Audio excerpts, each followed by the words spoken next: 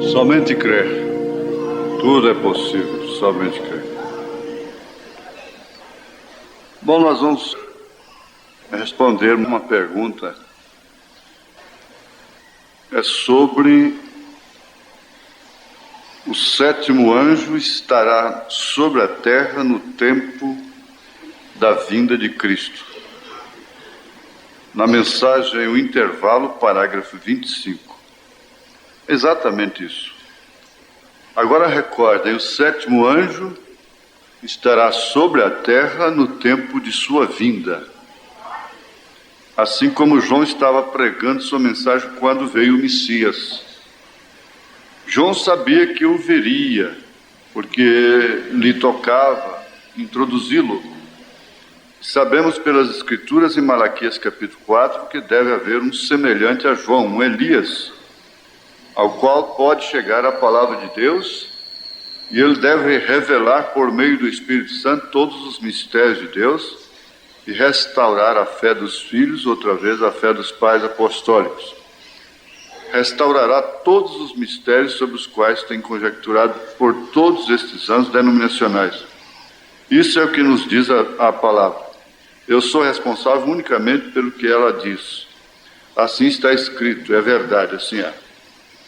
Pois bem, resumidamente, nós devemos sempre observar a hora, o momento em que o profeta falou determinadas coisas. Ele falou justamente no intervalo entre as 7 eras e os 7 selos que seriam revelados posteriormente. Esse é o intervalo. No intervalo, você vê ali que João viu o livro selado e ninguém era digno de olhar para o livro. Ninguém era digno, nem João, nem ninguém. Então ele chorava muito. E foi dito a ele pelo ancião: não chore, João, porque o leão da tribo de Judá venceu. E quando ele olhou para ver o leão, ele não viu o leão, ele viu um cordeiro sangrento, com 7 pontas, 7 olhos, que a própria Bíblia diz. São 7 Espíritos de Deus enviados sobre toda a terra, são 7 mensageiros das 7 eras, as 7 estrelas do Apocalipse. E isso está exatamente no momento em que o profeta, de forma alguma, identificava a si mesmo como este anjo, como este Elias, como este sétimo anjo. Ele fazia tudo que este sétimo anjo deveria fazer, até então. Ele fazia tudo que Elias deveria fazer, mas ele nunca se identificou como tal. Isso ficou à mercê da revelação do Espírito Santo, da eleição, da predestinação da pessoa. Então, muitas pessoas comeram com ele, viveram com ele, pescaram com ele, caçaram com ele, estiveram em suas reuniões, viram seus milagres, ressurreição de mortos e coisas assim, e o tinham como um grande homem de Deus. Mas nunca foram reveladas que ali estava o sétimo anjo de Apocalipse. Não pensem vocês que aqueles milhares, aquelas multidões todas, creram que o irmão Branham era Elias, era o sétimo anjo. Aí está a nossa grande bem-aventurança. Nós não vimos e cremos. Porque isso ficou a critério da revelação do Espírito Santo.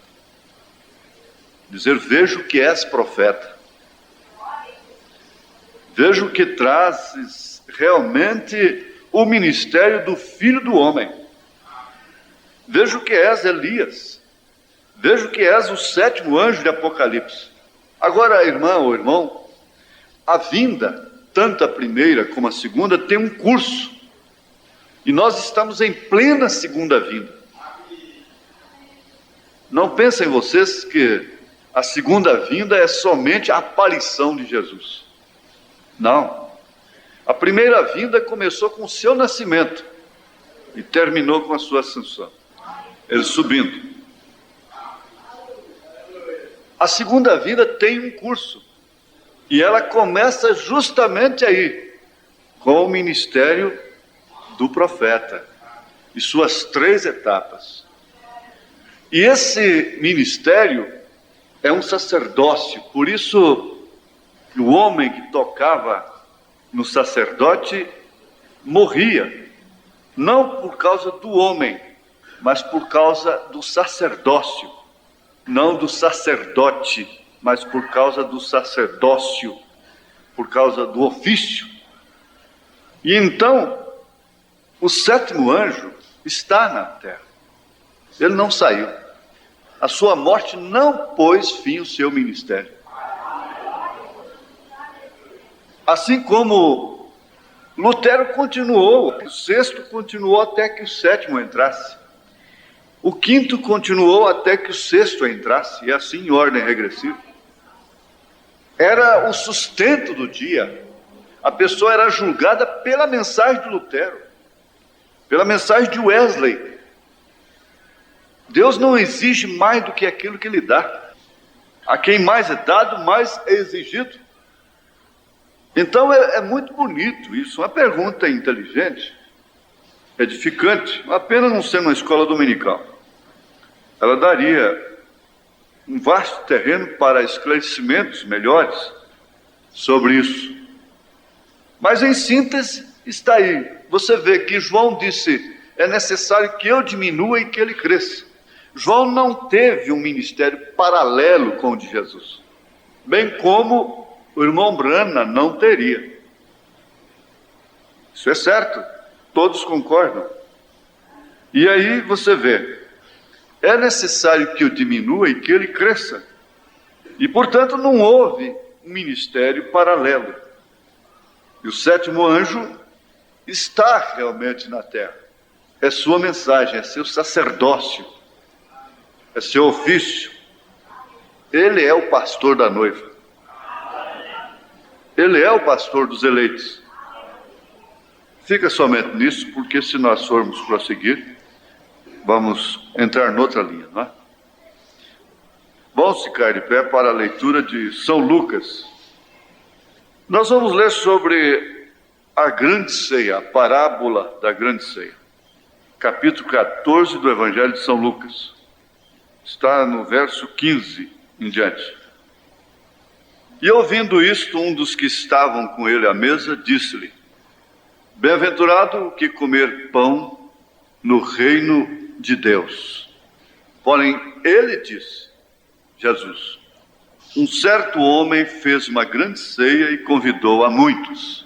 E à hora da ceia, mandou o seu servo dizer aos convidados, vinde, que já tudo está preparado. E todos a uma começaram a escusar-se. Disse-lhe o primeiro, comprei um campo e importa ir vê-lo. Rogo-te que me hajas por escusado. Me dispense. E outro disse, comprei 5 juntas de bois e vou experimentá-los. Rogo-te que me hajas por escusado. Me dispense. E outro disse, casei e portanto não posso ir. É minha lua de mel. Tem razão. E voltando aquele servo, anunciou estas coisas ao seu senhor. Então o pai de família, indignado, disse ao seu servo, sai depressa pelas ruas e bairros da cidade e traz aqui os pobres e aleijados e mancos e cegos. E disse o servo, Senhor, feito está como mandaste, e ainda há lugar. E disse o Senhor ao servo, sai pelos caminhos e valados e força-os a entrar, para que a minha casa se encha. Porque eu vos digo que nenhum daqueles varões que foram convidados provará a minha ceia. Senhor Deus, nós não queremos um grande sermão, nem mesmo nos emocionarmos. Não houve emoção quando o Senhor disse, haja luz. haja isto, haja aquilo. Aquilo simplesmente apareceu ali. Nós queremos e precisamos e necessitamos, sobretudo, da vivificação da palavra. Da coisa que realmente venha de encontro com a necessidade das nossas almas, dos nossos espíritos. E ninguém mais do que o Senhor sabe do que nós estamos necessitados. Te pedimos que tu venhas suprir as necessidades espirituais, materiais, físicas, de cada pessoa que entrou aqui nesta noite, que não está aqui, é claro, por acaso, veio aqui com um objetivo. Será que haveria alguém aqui para criticar? O profeta disse: o diabo vai lhe mostrar muitas coisas para criticar. Mas nós cremos que todos vieram para adorarem o Senhor, indiferentemente de mim, que estou aqui na frente, indiferentemente das mágoas que têm de mim, indiferentemente das vestes uns dos outros, da posição social uns dos outros, da aparência uns dos outros, e até mesmo da condição física, financeira e moral de cada um. Porque bem-aventurado é aquele que vem, porque diz: para onde irei eu? Em nome de Jesus Cristo, abençoa cada um, sob a tua graça e a tua misericórdia, com perdão dos nossos pecados. Amém, Senhor. Assentai-vos.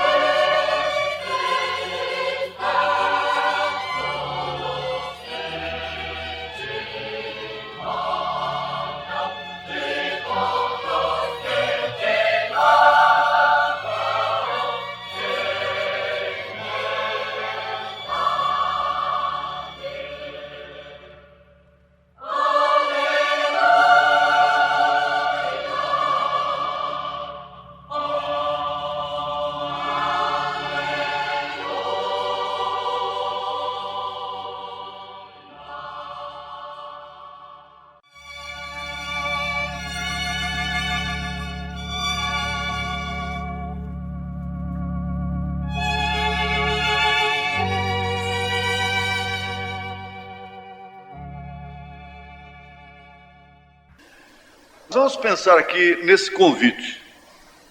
Convite é uma mensagem de consideração.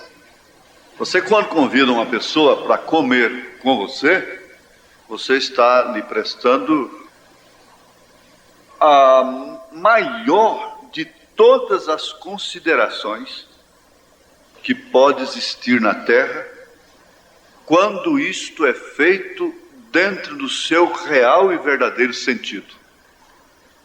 Porque isso significa amizade, significa amor, significa agradecimento, significa carinho, significa confiança. Porque a última coisa que você deveria fazer na vida é comer o pão de uma pessoa que pode te causar um opróbrio. Você dar o pão é uma coisa, e você receber, comer do suor da pessoa é outra coisa. Agora, nós compreendemos perfeitamente que um convite expressa consideração. E só de você ser convidada, ser convidado, você já se sente honrado. É muito importante isso. Analisar isso assim, de uma maneira sensata, de uma maneira calma. Não precisamos gritar para entendermos o grande significado disto. Pois bem, se fulana me convidou, não é simplesmente num espírito social, de sociedade. Se eles me convidaram, não foi por uma consideração formal. É porque realmente me consideram, realmente me têm honra, realmente me respeitam, realmente gostam de mim, e por isso me convidaram, por isso te convidaram. Agora, aqui, entre nós, entre parênteses, não há nada a se acusar, a se refutar no nosso meio. Mas é característico daqueles que carregam o espírito de Absalão, de ficarem lá na porta, lá fora, agradando, abraçando, perdoando impostos, convidando, e a primeira coisa que eles querem é que você se hospede na sua casa quando vocês vão na sua cidade. A primeira coisa que eles querem é que vocês comam do pão deles. É a primeira coisa. Agora, isso é certo. Se observar isto, porque Paulo mandou que fosse examinado, prescrutado, e João disse: examinai os espíritos, provai-os, porque aqueles que não examinam os espíritos e não os provam, podem, sem dúvida alguma, ficar enredados com eles, enganados, e adquirir assim um opróbrio em sua vida. Você sabe o que eu quero dizer. Até mesmo quando você vai dormir no hotel, você deve se ajoelhar ali antes de tudo e orar e santificar aquele ambiente ali com um pensamento no sangue de Jesus Cristo, expulsando ali todos os espíritos errados de acidentes, de roubos, de prostituição, de crimes, etc. E até mesmo doutrinário. Agora, como que aquele irmão poderia ter o discernimento? Naturalmente ele orou quando ele foi dormir naquele hotel. Mas ele não teve e não poderia ter o discernimento de orar contra um espírito doutrinário que dizia que o irmão Brana era Cristo. Cristo mesmo na terra. Sabe o que aconteceu? No outro dia, aquele irmão saiu pregando que o irmão Brana era Cristo. Aí o irmão Brana, como tinha a revelação do alto e amando, naturalmente, Deus mostrou o seu amor para com aquele irmão.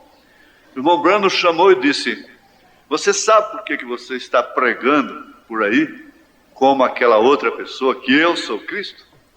é porque você dormiu naquele hotel, no quarto tal, número tal, tal noite assim, e na noite anterior aquela pessoa havia dormido no mesmo quarto. E por isso você está pregando agora que eu sou Cristo também. Aí Paulo chega a dizer que aqueles que se dizendo irmãos e forem devassos e coisas, e maledicentes, e murmuradores, e coisas assim, etc, etc, com os tais nem comais. Não digo com os do mundo, não vos associeis. Não digo com os do mundo porque seria necessário vocês saírem do mundo.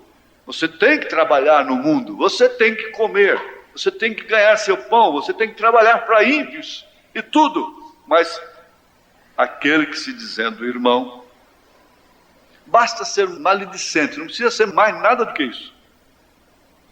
Aí então você sabe distinguir uma coisa da outra. Quando realmente é um acontecimento, quando realmente está acontecendo algo que justifica o convite. Isso é muito importante.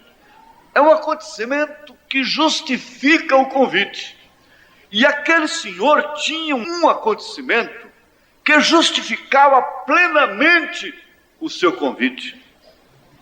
E muito embora os ricos, os quais ele mandou que convidasse, não reconhecessem quão grande era o significado, quão grande era o motivo daquele convite. Era uma grande ceia, e que deveria ser posta em primeiro lugar, acima do campo, da terra que comprou, acima dos bois e acima da própria lua de mel, acima do próprio casamento. Agora, se eles conhecessem a grandeza daquele motivo, eles não rejeitariam o convite. Eles se sentiriam honrados e, mais do que depressa, aceitariam. O campo eu vou ter para sempre, eu cuido disso depois, os bois depois. Lua de mel, quando nós saímos da grande ceia, nós viajamos.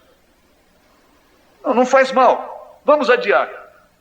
Porque esse convite nos honra demais. Esse convite foi inspirado por um grande motivo que nós não podemos perder. Mas a rejeição revelou o quê? Indignidade. Nós muitas vezes rejeitamos determinados convites, não é porque nós somos superiores, não é por orgulho nem por arrogância, é porque às vezes nós estamos indignos, e o melhor que nós fazemos é recuarmos mesmo. Eles foram tidos como indignos, não pelo que realmente eram, mas pela rejeição. Porque de todos os modos, mesmo tendo campo, mesmo tendo bois, mesmo tendo motivos como a lua de mel, eles eram pecadores. Eles precisavam pensar que havia uma coisa mais significante do que campo, do que bois, do que casamento. Agora eu me pergunto, existe ou não existe essa coisa? Ela continua existindo ou não? Buscar em primeiro lugar o reino de Deus e sua justiça, e todas as demais coisas vos serão acrescentadas, disse Jesus. Não, você não pode, de maneira alguma, interpretar de uma forma errada, porque a interpretação de uma forma errada não tem outra consequência senão perdição eterna. Não significa, não é isso que se possa pensar, de que isto pode ser colocado em um segundo plano. Ou talvez as pessoas pensam, não, eu não estou pondo em segundo plano. Está em segundo plano, mas na concepção da igreja, na concepção do pastor, na concepção da doutrina, na concepção do próprio irmão Branham. Mas eu não estou. Não, irmão Branham disse, se Deus está no seu coração, você não suporta ficar em casa. Você não suporta. Você não aguenta. Sabendo que os santos estão reunidos, ouvindo as palavras que são palavras de vida eterna. Você não suporta. Ele diz, você não suporta. Se realmente Deus está em seu coração. Mas e isto e aquilo outro me faz recuar. Está bem. Então diga, eu vou para o lugar certo. Eu não estou indo no lugar errado. Eu vou para o lugar certo. Você não deve se associar a nenhuma pessoa na vida, nenhum homem, a nenhuma igreja, a nenhum povo, a nenhuma moça, a nenhum rapaz, a nenhum homem, a nenhuma mulher, por motivos errados. Você só deve se associar com uma pessoa por motivos certos, por motivos corretos. Aí então você chega numa bifurcação que Pedro chegou e diz, para onde iremos nós? Para onde? O convite é uma mensagem de boas-vindas. Enquanto muitos estão suspirando, desejando e se ressentindo, em troca de um convite para participarem da festa de um casamento, da dita cuja senhorita, do dito cujo rapaz, outros pegam o convite e já intencionalmente, muito obrigado. Só que lá dentro ele já sabe, eu não vou, eu não estarei lá. Felicidade para eles. E outros estão morrendo, suspirando, não me convidou, não me convidou, não me convidou. Não, espera, não é assim. Você sabe muito bem que há muitos que têm recebido a mensagem, recebido esse convite, e o têm desprezado ironicamente, por causa de razões, motivos todos eles tiveram lá no deserto para murmurarem. Motivo você vai ter em qualquer lugar. Sempre haverá motivos. Agora, possivelmente muitos egípcios gostariam de ser israelitas, e muitos deles não teriam murmurado como os israelitas murmuraram. Muitas e muitas mulheres não fizeram o que a irmã de Moisés fez, porque estava mais próxima, porque tinha mais liberdade com ele, então podia invadir, romper a cerca, abrir sua boca e ficar por isso mesmo? Não, não é assim. Nós sabemos que não é assim. Nós estamos reunidos aqui por um motivo certo, correto. Nós estamos nos reunindo, não é pelo que nós somos. Nós somos aleijados, nós somos pobres. Para começar, nós não somos laodiceianos. A Laodiceia que é rica, abastada, e nós estamos reunidos por um bom motivo. Porque, Maria, você se reúne, sai, vai fazer essa visita a Isabel? Oh, que grande motivo! E assim você olha as visitas na Bíblia, os encontros na Bíblia, que foram inspirados, encontrando-nos por um bom motivo. Agora aqui, esse convite sempre foi rejeitado pelos ricos. E uma vez sendo rejeitado, eles se fizeram indignos. Então, o que é que está escrito em Apocalipse capítulo 3? É muito bom que se leia. E ao anjo da igreja que está em Laodiceia escreve: isto diz o Amém, o Amém, o Amém, o fim.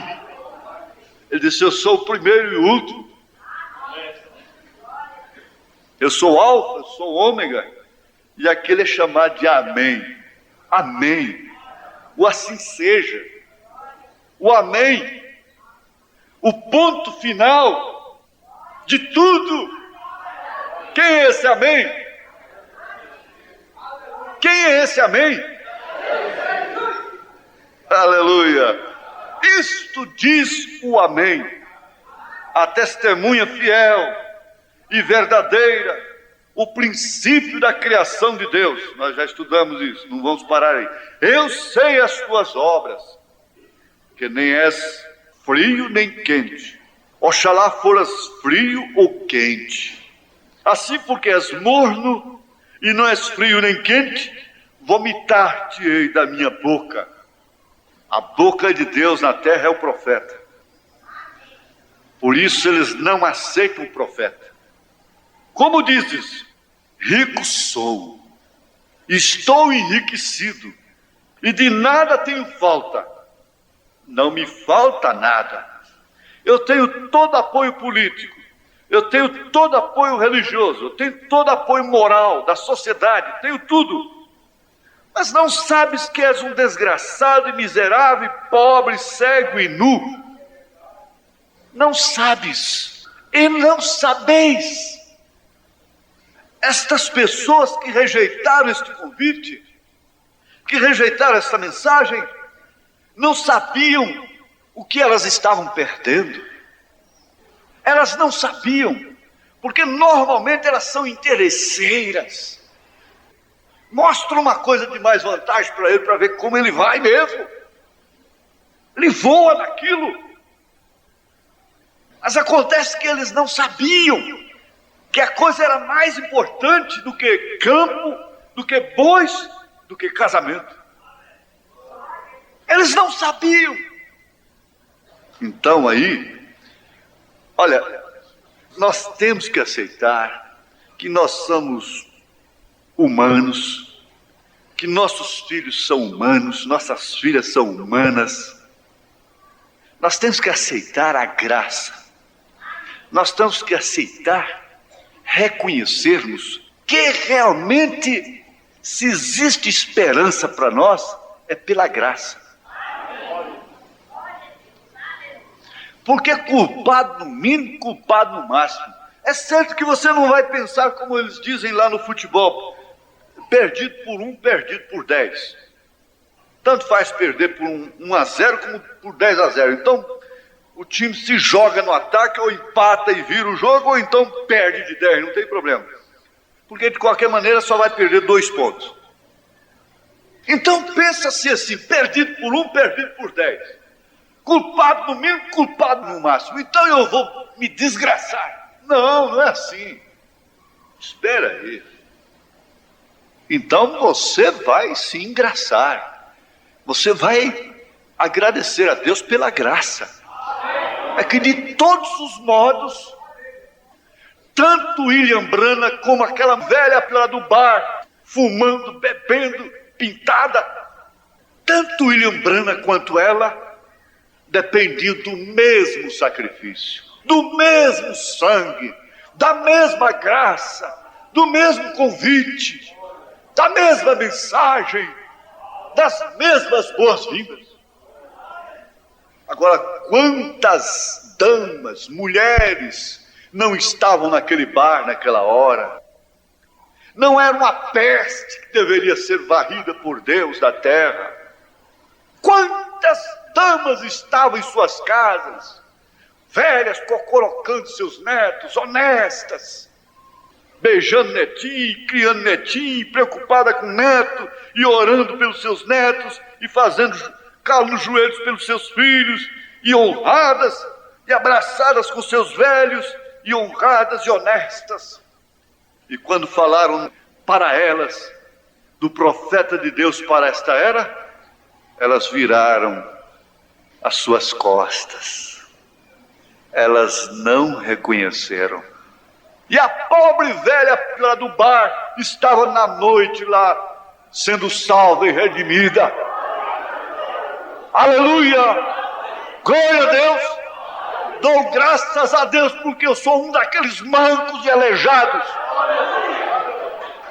Se você quer ficar comigo, fica. Se não quer, vá. Se vá.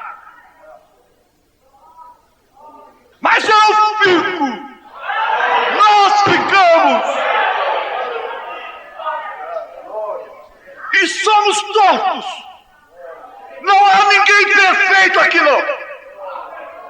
Só há um aqui que é perfeito. Este é Jesus Cristo. Ele não é perfeito, ele é a perfeição. Ele é a perfeição em si. É a perfeição encarnada. Se queres ir conosco, como homens que somos, como mulheres que somos, como crianças que somos, adolescentes que somos, tudo bem? Ou você não é, por acaso? Você é melhor que as demais? Você é melhor que os demais? Seus filhos são melhores. Você não está lavando os meus pés. Você está lavando os pés de Jesus Cristo. Quando você faz isso.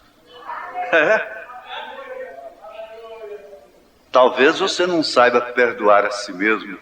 Por isso não sabe perdoar aos outros. Talvez você não saiba ainda o que é graça. E nós não queremos ir para os céus. Nós não queremos vir para a igreja. Nós não queremos tomar a comunhão, sabendo que somos humanos. Mas, na verdade, isso é como a teia da aranha que envolve.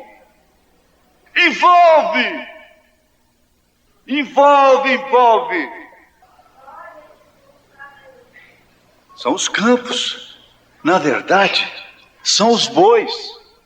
Na verdade, é o casamento. Como foi nos dias de Noé. É o casamento. É o casamento. O casamento vai sempre falar. Como foi nos dias de Noé. Comiam, bebiam, casavam-se e davam-se em casamentos. O casamento vai impedir que você vá para a grande ceia do Cordeiro.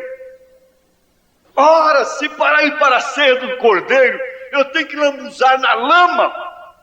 Se para receber esse espírito de convicção, de eleição, eu tenho que ir para dentro de um chiqueiro, eu prefiro estar dentro desse chiqueiro. Prefiro estar lá dentro daquele chiqueiro. Como aquele patrão procurou para aquele irmão de cor. Por que você vive alegre desse jeito? O que é que te deu essa alegria? Eu quero ela também, porque meu dinheiro não dá. Ele disse, vem cá. Não, aqui no paiol tá bom. Já tá humilde demais para mim. Não, não é aí não. Ali no galinheiro, né? No galinheiro tá bom. Não. É mais embaixo. É lá dentro do chiqueiro que o senhor vai receber isso. Vão lá para dentro da lama. Vão lá para dentro. Nós não queremos isso. Nós não podemos aceitar falhas no sistema humano. Nós não podemos. Se eu ver falhas no sistema humano, então eu não vou para o céu, porque há falha no sistema humano. Eu não vou para o céu. Eu não vou para a grande ceia. Eu não vou para as bodas do Cordeiro. Por quê? Porque há falha no pastor, porque há falha no diácono, porque eu vi o pastor entrando ali, porque eu vi o pastor saindo ali, porque eu vi o diácono assim, porque a mulher do diácono quer bancar diaconisa na igreja. e meteu a cara comigo e eu não vou para a grande ceia mais não. Todo mundo sabe que mulher de diácono não é diaconisa. E você não vai deixar de ir para a grande ceia por causa da diaconisa. Você não vai deixar de ir para os céus por causa do rapaz. Você não vai deixar de ir para a grande ceia por causa da moça. Você não vai deixar de ir para a grande ceia por causa do casamento. Está casado? Está casada, não é? Ah, sim, muito bem. Casada com alguma coisa superior a esta grande ceia? O casamento causa compromisso, exige fidelidade ao seu compromisso. Fidelidade não pode faltar, não pode falhar. Mas a grande ceia não. Essa não precisa. Isso está à minha disposição, é quando eu tiver tempo. Mas ele está enganado. Eles estavam enganados. E por isso ficaram indignos do convite tão honroso.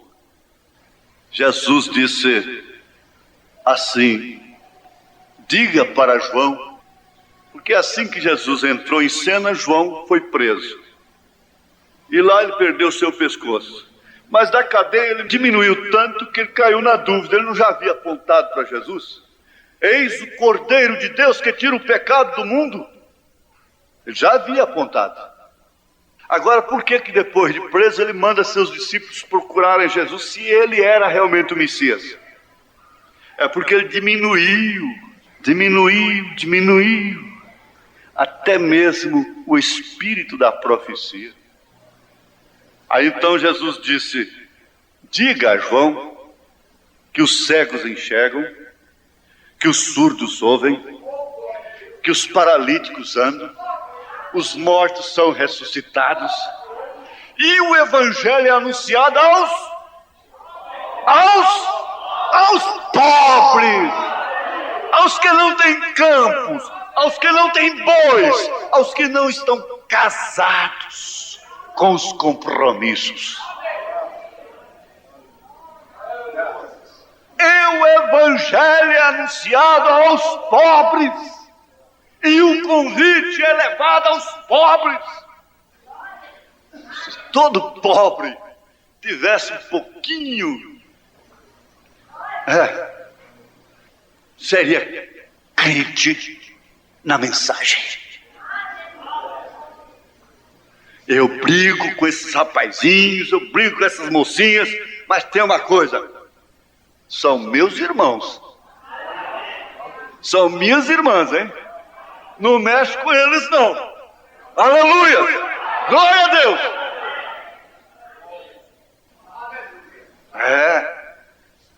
Eles são bem-aventurados. Jesus disse uma coisa muito que eu lembro, observada por Epaminondas ao pé da letra. Ele disse, no capítulo 14 mesmo, parece que é um capítulo assim meio para festas e coisas, né? Verso 12, para abreviar. E dizia também o que eu tinha convidado: quando deres um jantar ou uma ceia, não chames os teus amigos, nem os teus irmãos, nem os teus parentes, nem vizinhos ricos, para que não suceda que também eles te tornem a convidar e te seja isso recompensado. Não. Mas quando fizeres convite, chama os pobres, aleijados, mancos e cegos. Eu estava pensando assim, eu só quero ver. Elas não estão nem se importando com isso. Mas eu queria ver uns padrinhos e umas madrinhas de casamento aqui, que eu escolheria a dedo, se eu fosse me casar algum dia. Eu queria escolher meus padrinhos e minhas madrinhas a dedo. A dedo. Seria a festa mais alegre nos céus. Queria escolher a dedo. Sem fazer, é claro, nenhum sectarismo com as pessoas lúcidas, com as pessoas mais abastadas. porque nós corremos esse risco também. Fazemos uma discriminação complexa, criarmos um complexo com os sábios, com os ricos. Mas graças a Deus que Deus nos tem guardado disso. Mas Jesus disse: quem já pensou em fazer uma festa só de manco, aleijado, cego e mudo e surdo?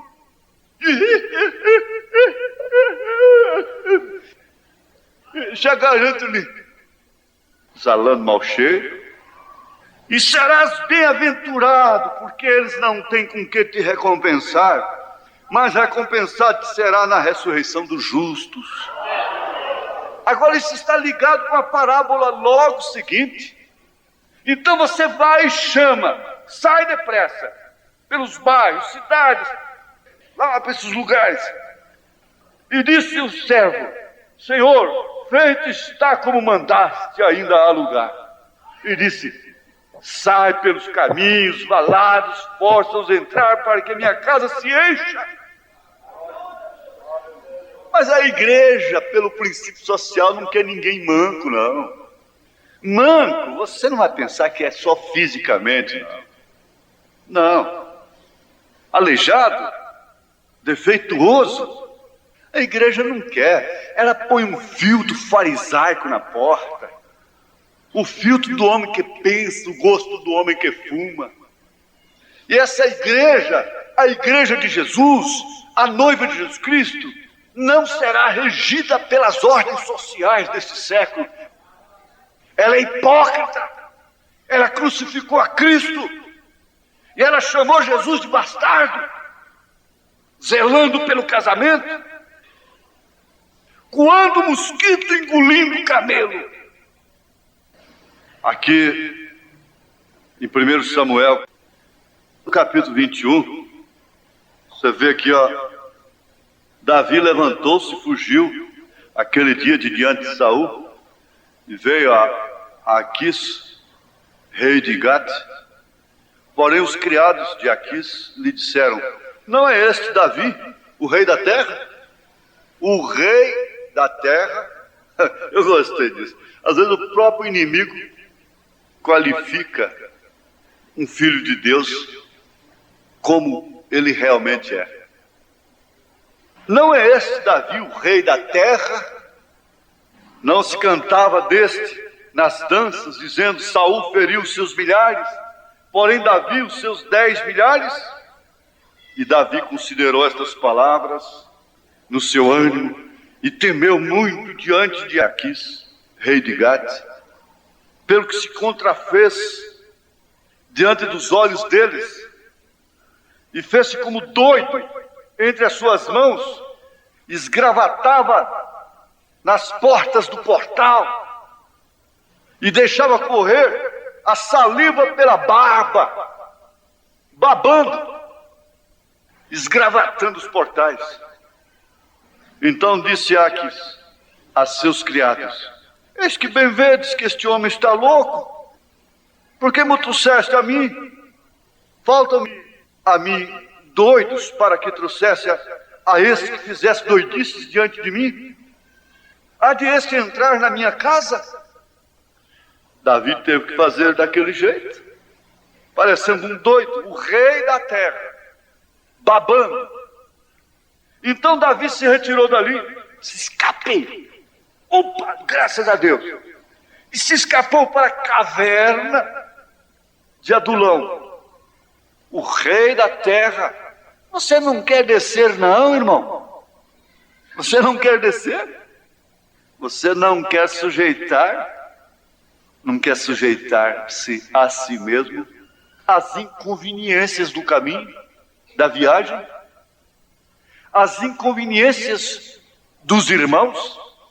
Não quer se sujeitar à falha humana? O que parece a você ver o seu rei babando como um louco para salvar a sua vida, para escapar e dali ir para uma caverna? E no verso 2 do capítulo 22 diz: e ajuntou-se ele a todo homem que se achava em aperto, e todo homem endividado, e todo homem de espírito desgostoso, e ele se fez chefe deles, e eram com ele uns 400 homens. O rei da terra, Davi, um tipo de Cristo, foragido.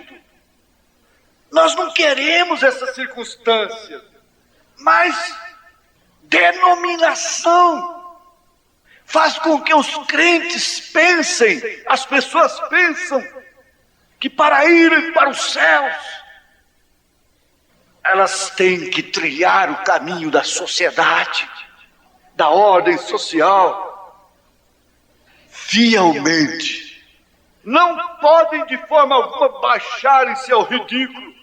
Você vê este homem jactancioso, presunçoso, mas vá lá no hospital daqui um dia, a vê-lo fazer um exame de próstata, vai vê-lo submeter a uma cirurgia de hemorroida, vai vê-lo suportar o tratamento de um câncer em determinados lugares, em determinados órgãos. Vai ver o que é o homem. Vai ver porque Davi perguntou: o que é o homem? O que é o filho do homem? Você joga comida fora hoje, você dá birra na mesa, o seu pai lutando e pondo arroz, feijão, carne, verduras, frango na mesa, e você emburrando, e você chega e diz: mamãe, essa comida só todo dia. Vai lá para o deserto do Iraque, passa ao menos um dia lá, para você saber dar graças a Deus. Vai para o Paquistão, vai para a Índia. Bendiz, ó minha alma, bendiz ao Senhor, e não te esqueças de nenhum de seus benefícios. Dê graças a Deus pela casa que você tem, com goteira e tudo. Dê graças a Deus pela mãe que você tem. Dê graças a Deus pela saúde que você tem. Dê graças a Deus pela igreja cheia de falhas que você tem. Dê graças a Deus pelos seus diáconos. Seja agradecida, agradecido. Mas não, será que pode ser um profeta passando por determinados instantes que esse homem sofreu e enfrentou? Agora o rei da terra, chefiando homens que viviam em aperto, endividado e de espírito desgostoso, revoltado. Irmãos, alguma coisa Deus tem que falar só ao seu coração. Eu acho muito bonito aquilo que a Bíblia diz: Maria guardava no seu coração. Guardava todas aquelas coisas no seu coração. Você sabe, tudo o que está acontecendo, Deus está fazendo alguma coisa. Mas nós somos duros, nós não percebemos às vezes. E Deus está falando. E lá no seu coração tem coisas que Ele fala que você não pode falar. O irmão Branham chegou a dizer isso aqui, ó. Preste bem atenção nisso. Ele disse: quantos se recordam de quando eu regressei disso, estava sentado ali diante do Dr. Lee Valley, creio que ele está em algum lugar no edifício, e minha esposa estava falando acerca de Arizona, e de ficarmos aqui, e ali veio uma mão sobre a parede, Lucy escreveu com letras: regresse de novo a Arizona. Quantos se recordam disso? Esse é o porquê regressei ali, não sabendo por que regressava, e quando cheguei ali, então ele me revelou pelo que devia regressar. E se o digo, então Satanás o impedirá. Porém ele não conhece meu coração. Ele não é a palavra, portanto não conhece meu coração. Mas se eu falo, então ele o ouve.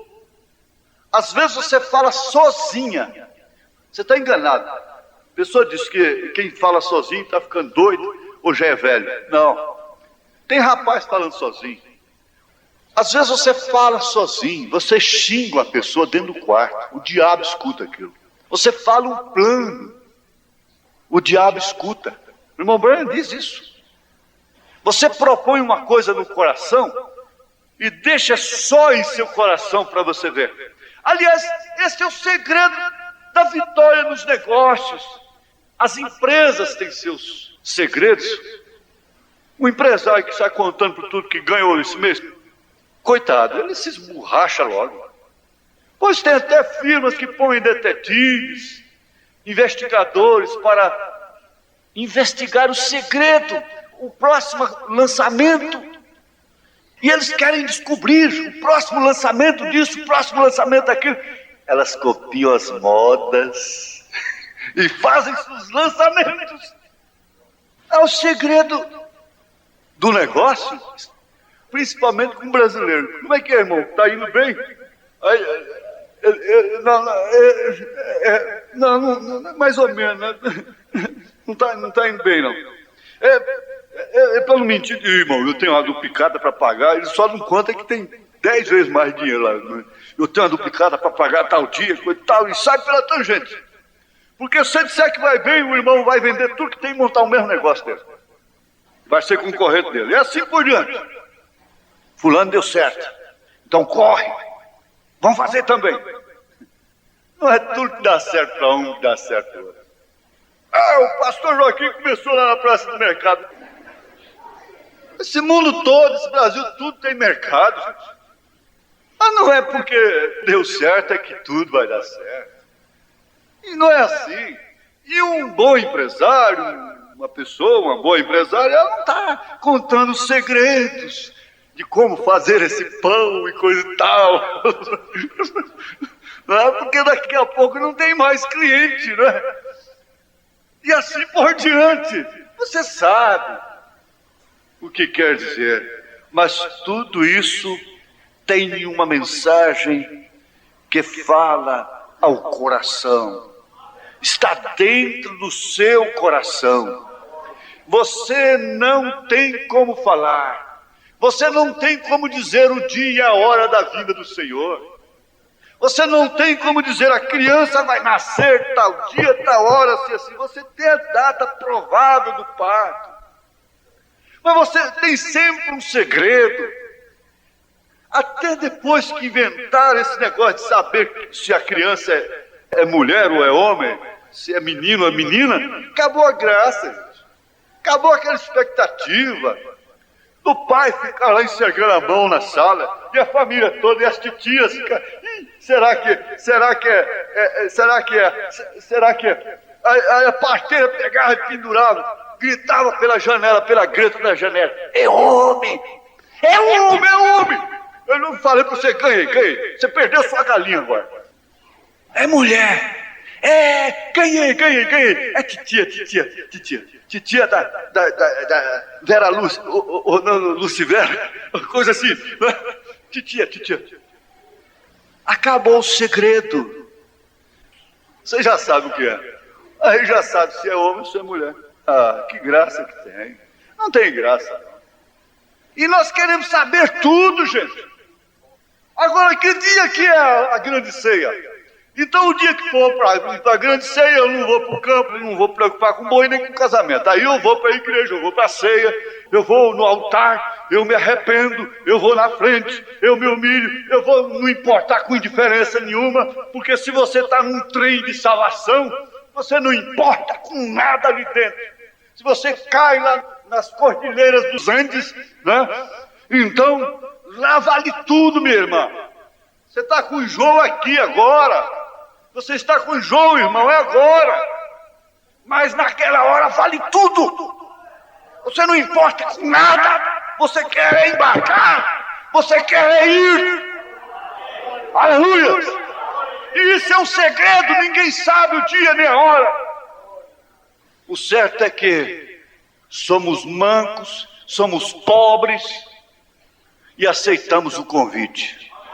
Amém? Aleluia. Aqui tem uma coisinha engraçada do irmão Branham, mas ela soa bem nesta hora. Ela soa bem. Você quer ver? Hebreus capítulo 3, no parágrafo 68. Ele diz assim: você sabe, quando eu era garotinho, havia um lagozinho onde eu era acostumado a ir ali atrás. E todos nós, os garotinhos, íamos pelados. Éramos pequenos, com cerca de 6, 7 anos de idade. A água era mais ou menos desta fundura. Devia dar um palmo por aí, que ele fez assim, não é? Não era mais do que um rolar na água. E eu levava uma saboneteira e mostrava que podia mergulhar. Tampava o meu nariz e pulava, fazendo assim. E minha barriguinha batia na lama. Vocês sabem que espalhava por todos os lados. E eu estava tomando banho. Eu estava nadando na lama. E eu contava para meu pai que eu podia nadar. Veja só, enxergando a barriga na lama e podia nadar. Um dia ele me levou ali e disse: eu quero ver você nadar, Bia. Eu pulei ali, vocês sabem, tirei minhas roupas, uma pequena moita e corri pulando dentro d'água. E eu fiquei enlameado, todo enlameado. Voou lama para todos os lados. E o papai estava sentado em um tubo de esgoto. Ficou ali me olhando. Ele ficou ali sentado, me olhando por alguns minutos. Ele disse: saia desse poço de lama, isso. Desse poço que você disse que toma banho. Tome banho, vai para casa. Bem, é o que parece ser com muita gente no cristianismo. Vamos ficar de pé. Tu és digno de louvor. Tu és digno de louvor. Cantarei a ti, Senhor. Tu és digno de louvor. Tu és digno de louvor.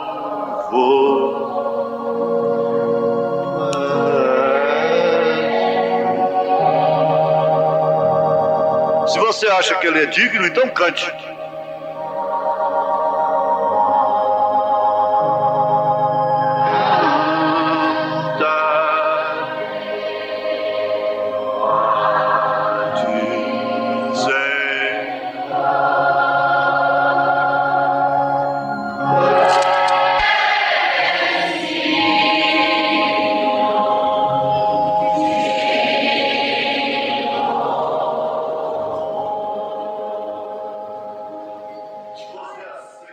Olha para quem é você, não.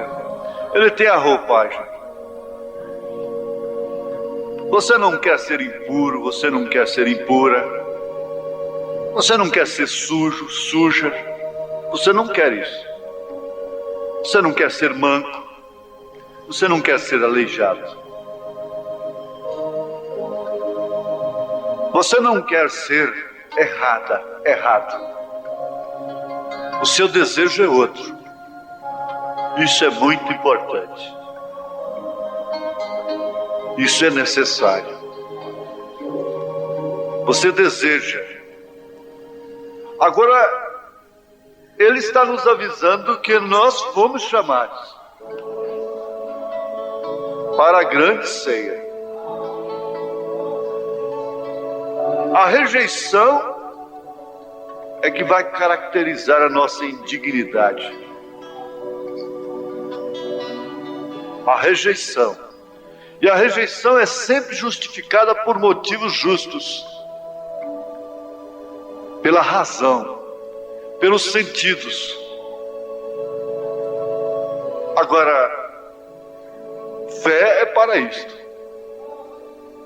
É para ficar indiferente às razões, aos sentidos. e pôr o convite em primeiro lugar.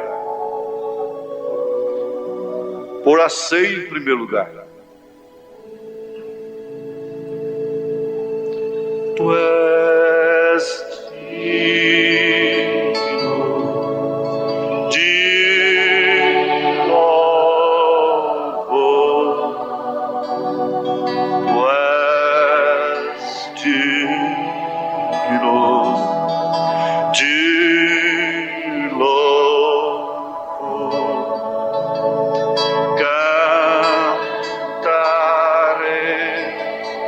a ti, Senhor. Tu és digno de louvor. Tem alguém no nosso meio que não voltaria para casa satisfeito se não tivesse uma oportunidade de fazer uma manifestação pública diante dos homens e de Deus, que você aceitou esse convite? Você mesmo que nasceu e cresceu na mensagem, mas ainda não tinha pegado esse convite como seu, assumido a responsabilidade de se arrumar para ir para essa grande ceia. Mas quer hoje fazê-lo? Sente que é uma oportunidade de Deus para hoje?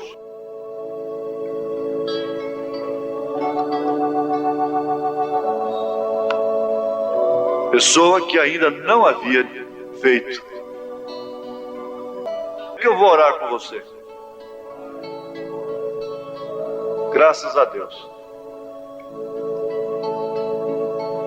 Graças ao Senhor. Muito bem, muito bem. Vocês fizeram muito bem.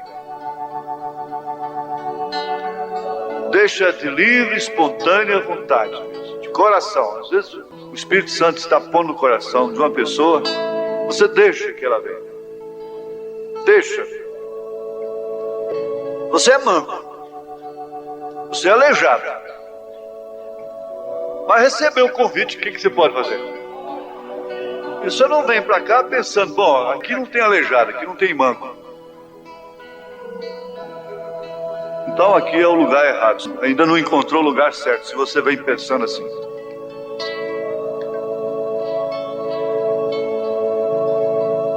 Isso não é brincadeira. Eu não acredito que esteja havendo uma emoção. Eu não estou gritando, eu não estou emocionado, e no entanto há lágrimas aqui no altar. Há lágrimas sinceras. Eu creio que isso significa um verdadeiro arrependimento. Ou seja, uma verdadeira aceitação do convite. Ah, mas eu não sou digno, irmão Breno. Ele disse, eu também não. Ninguém é digno. Ele disse, se você fosse herdeiro, seu pai fosse um milionário, você seria herdeiro dele, sendo digno ou não. Você se faz indigno é rejeitando o convite. Mesmo os ricos em moral e tudo, se fazem indignos, rejeitando, justificando com suas razões, seus campos, seus bois, seus casamentos.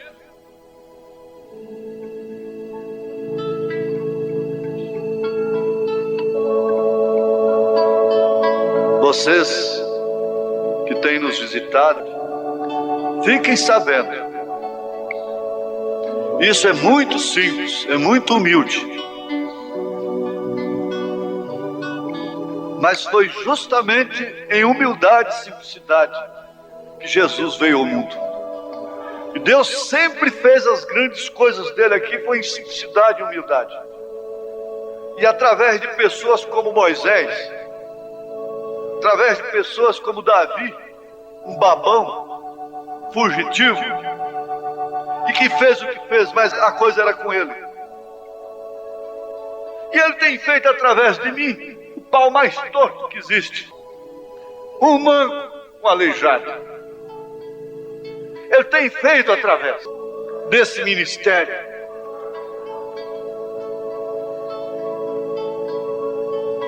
Vocês simplesmente creiam que esse passo que vocês deram tem um significado diante de Deus. Simplesmente creio. Somente isso e mais nada. Tem um significado profundo.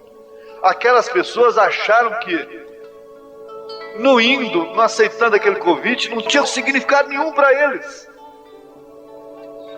Mas vocês souberam que há um significado muito grande nessa simplicidade.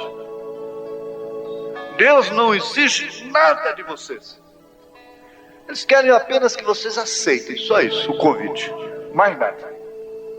Deixa o resto por conta dele. Fechemos nossos olhos. Pai amado, o Senhor está satisfeito. Eu sei, porque Isaías 53 diz que o Senhor vê o trabalho de sua alma e fica satisfeito. Isso aqui é um trabalho da alma do Senhor, do sacrifício do Senhor. E agora estão essas pessoas aqui, muitas delas, derramando lágrimas sinceras. E seus corações compungidos. Mesmo as que não estão chorando, estão tratando a coisa com seriedade. E eu sei, ó Pai, que há um significado muito grande para cada uma delas. Para todos nós, esta reunião. Feliz aquele que veio nesse culto esta noite. Bem-aventurado. Aleluia, Senhor. Graça, graça, graça. Graça, graça, graça. Perdoa, Pai. Perdoa a todos. Lava todas essas almas no sangue de Jesus Cristo. Dá-lhes a paz do perdão, a certeza da vida eterna, a convicção de que realmente aceitaram um convite para a grande ceia do Cordeiro. Cura suas doenças, resolve os seus problemas, liberta, Senhor, seus espíritos, tira delas tudo aquilo que impede, ó Pai, em nome de Jesus Cristo. Satanás, saia do caminho destas vidas, em nome de Jesus Cristo, pelo poder de Deus, pelo sangue de Jesus Cristo. Amém, Senhor, amém, aleluia, glória a Deus. Deus abençoe. Você é um pregador do Evangelho também, e você está aqui por uma boa causa. Você não está doente, você está em necessidade e você quer um avivamento pentecostal para começar em sua igreja. Todos nós queremos isso. Vamos todos ficar de pé por um avivamento pentecostal. Deus Todo-Poderoso que criou os céus e a terra. Eu peço que todos os poderes dos demônios deste recinto sejam quebrados. O poder de Jesus Cristo seja manifesto, Senhor. Nós não estamos derrotados. Satanás, eu te ordeno no nome do Senhor Jesus Cristo, sai deste povo. Ponham-se de pé vocês aleijados nas cadeiras de rodas. Deem glória a Ele, todos vocês.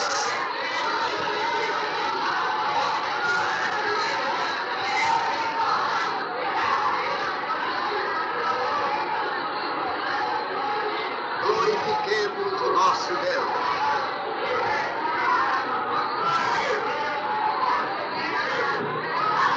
Aleluia.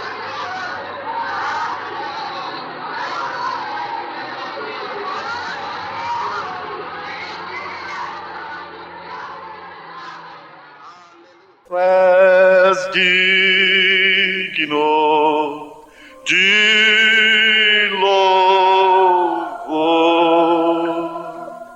Tu és digno de louvor.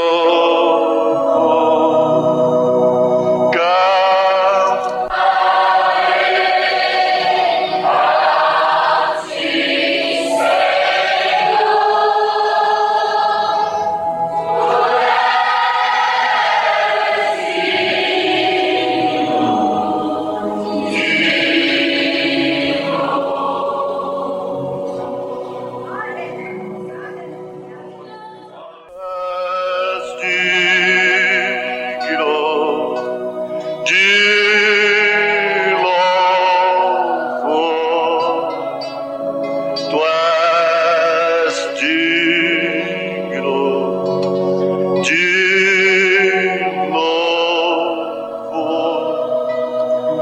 Cantarei a ti, Senhor, tu